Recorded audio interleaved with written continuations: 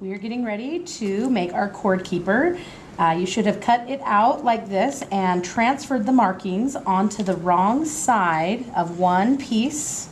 So you should be able to see the markings on one piece on the wrong side. So once you have it cut out and the markings transferred, then you can unpin it. So we're going to unpin. And the instructions tell us that we need to put these two pieces right sides touching. So we're going to take it apart and we're just going to flip it around so that the right side or the pretty side of each piece is now touching. The instructions also tell us that we need to pin it in place before we sew. So we're going to put one pin along the top edge, so go down and then back up so it lays nice and flat. And you do want the pin head kind of sticking out over the edge. This side's a little bit longer, so we're going to do 2 pins on this edge. And then we're going to do 1 more pin on the short edge. We don't need to pin this side with the markings because we're not going to be sewing here, and by the time we sew around the rest, it will hold it in place. So we are ready to start sewing. The instructions tell us we'll be using a 1/4 of an inch seam allowance, which is the outside edge of our presser foot. We're going to start at this marking right here at the bottom. We're going to place this underneath, so we're not going to start at the edge. We're going to start at the marking, and we're going to lower the presser foot right on top of that dot marking so that the edge of the presser foot is following our fabric all the way down. Now we are going to pivot at all 4 corners. So we're going to sew down to the corner, pivot, go across, pivot, go up the long edge, pivot, go across the top, pivot, and then come back down and stop at the second mark. In order to pivot successfully, you're going to want to change the machine. This setting right here on the machine is called the needle up-down selector. Right now, when you stop sewing, the needle stays up. So we're going to press the button 1 time, and then when you look at the screen, the needle now points down. That means every time we stop sewing, the needle will stay down in the fabric. Now pivoting can get a little tricky because you kind of have to guess as to where you stop. You can do that on the machine, or another hint is to use a seam gauge and a marking pen and put a little marking right where you need to pivot. Because our seam allowance is 1/4 of an inch, I'm going to set my seam gauge at 1/4 and I'm going to measure up from the corner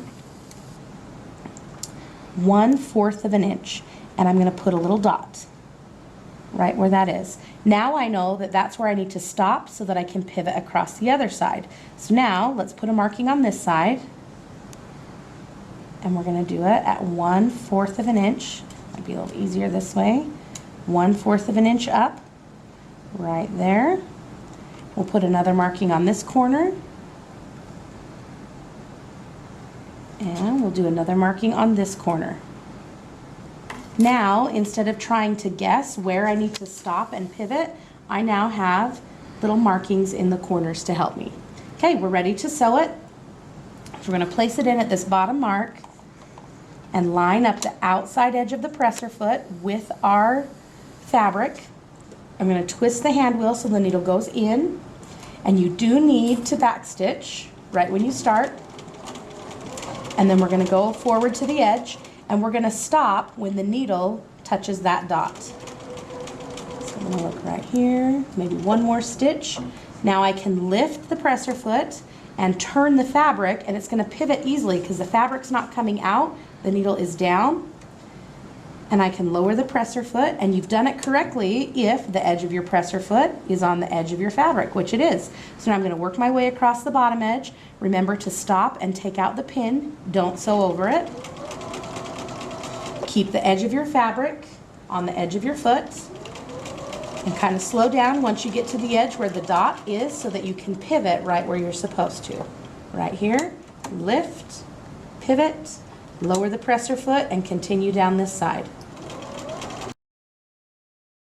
Slow down as you get to the corner and stop where you need to pivot, lift, pivot. Again, we're going to pivot at this corner, lift, pivot, and then we're going to stop and back stitch at our last marking. So here we are at this marking, back stitch. Now I'm going to take my needle back to the up position so that when I finish sewing it'll stay up. So I'm going to move that, twist my hand wheel so that when the needle comes up, Then I can take it out and we can look and see that we have, just like the pictures in the instructions, we start here, we pivot at all the corners and end here. Now we're going to trim our threads. All right, we're ready to move on.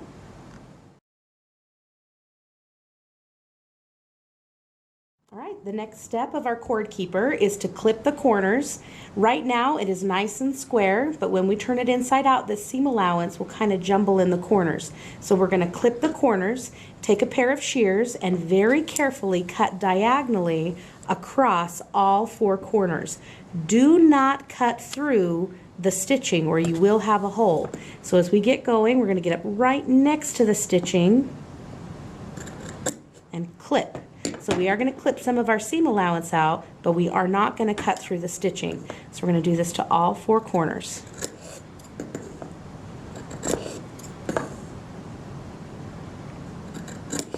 All right, now before you move on to the next step, you need to check this off with your teacher. So bring your grading sheet and your project as it is right now to the teacher in order to be graded.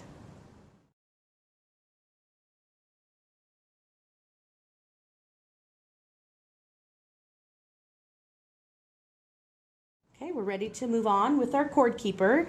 After you've got this part checked off with your teacher, we're going to turn it right side out. So through this opening that we left on the side, we're just going to reach in and we're going to turn it so that it is right side or pretty side out. There are some dowels in the cupboard that can help you, so you can kind of stick that in there and very carefully kind of move the corners out and get it so that it's nice and rectangular again. Now, when you look at this, it's not very straight and these corners are kind of still in there. So we're going to use our point turner to help poke these corners out. We've got to be very careful because these corners can come undone if you push too hard. So use the pointy part and just very gently, very carefully work the seam allowance into the corner. So now it's nice and sharp. We're going to do this to all 4 corners and get it nice and straight. Remember, don't poke it too hard or it will poke through the seam allowance. So now we have our 4 corners nice and straight.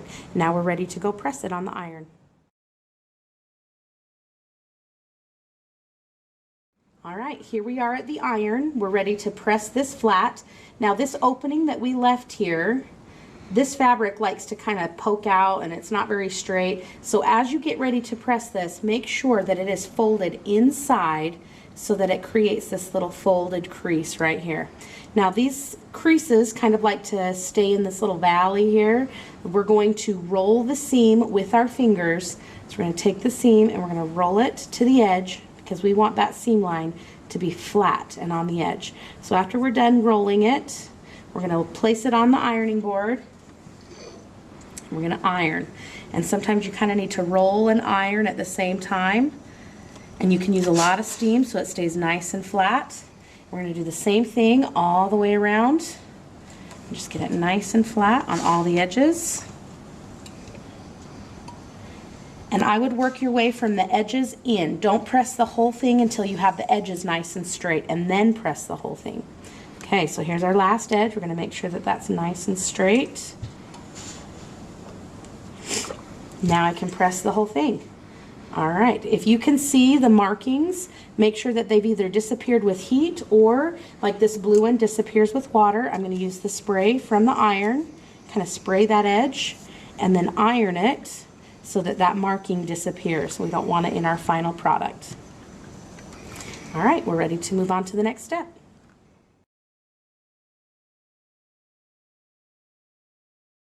All right, we are ready to top stitch on our cord keeper.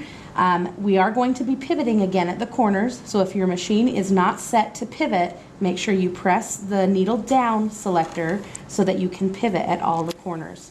When we top stitch on this one, we're going to do it using a 1/8 of an inch seam allowance. The 1/8 of an inch is the inside edge of the presser foot, so this stitch line is going to be really close to the edge. But make sure it stays on the fabric and it doesn't go over the edge. So again, 1/8 of an inch inside edge of the presser foot. We're going to start right here on one of the middle edges and then we're going to pivot at each corner around. We're going to back stitch at the beginning and the end. So as we place this in, we're going to lower the presser foot so that the inside edge follows the fabric. We're going to twist the hand wheel so it goes into the fabric, and then we're going to go forward. I'm going to back stitch, and we're going to go down to the edge.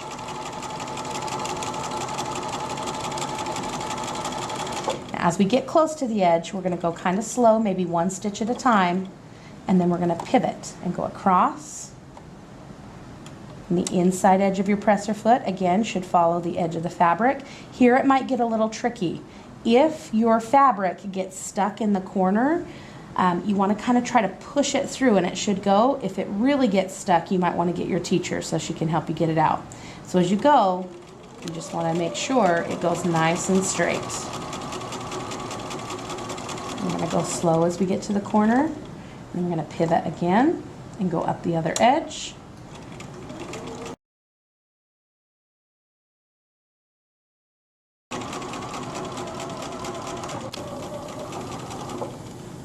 All right, now make sure that your needle up or down goes back to up. Make sure the needle comes up, and then we're going to trim our threads. So now we have some nice straight lines pivoted at each corner. We're ready to move on to the next step.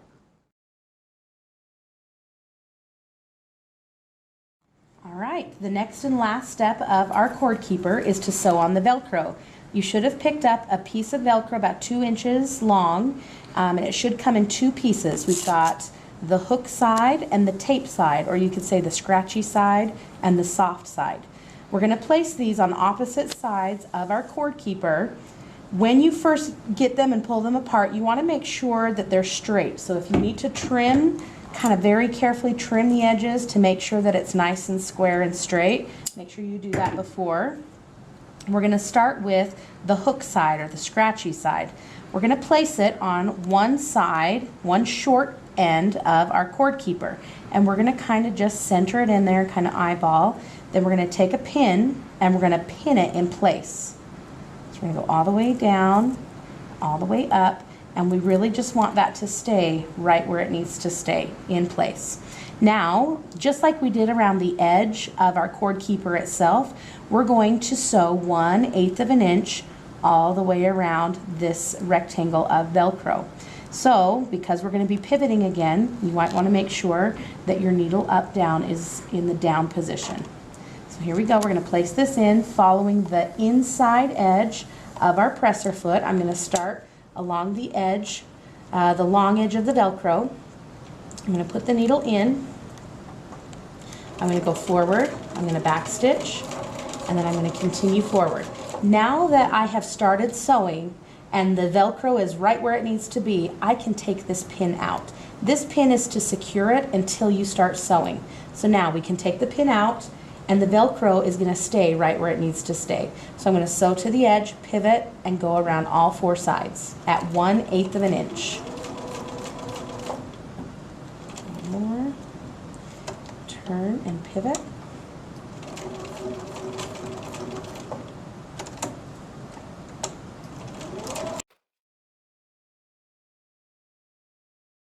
And when you get back to where you started, make sure you backstitch again. Okay, make sure your needle's up. You can take it out, and then we're going to trim our threads. Sometimes you might get a loose thread underneath your Velcro when you're sewing it like this. That sometimes happens, so just go ahead and trim it away, because as it goes over the Velcro, it kind of tends to get a little bit loose. But as long as it's secure, just trim away all those extra threads and you'll be just fine. Like so. All right, now we're ready to sew the other piece of our Velcro, but make sure you sew it on the opposite side that you sewed the original piece, the first piece. So we're going to flip this over so that this will wrap around and attach. If you sew them on the same side, you're going to get like a little taco burrito type thing, and it's not going to be what you want. So make sure that you turn it around and you sew the soft side to the opposite end, just like this. So like we did before, we're going to pin this in place. Make sure it's nice and straight. And then we're going to sew around each edge at 1/8 of an inch, pivoting at each corner and back stitching at the beginning and the end. So we're going to start on one of the long edges. I'm going to back stitch. And as we get going, now I can take my pin out now that that's secured with some thread. And I'll just pivot my way around this piece of Velcro. Remember, as you get to the end, you're going to back stitch. And we're going to trim our threads. And there you have it. Now your cord keeper is all done. You're going to wrap the bottom up and wrap the top over the bottom. And you can use it for headphones or your charger cords or whatever you would like. And that's all done.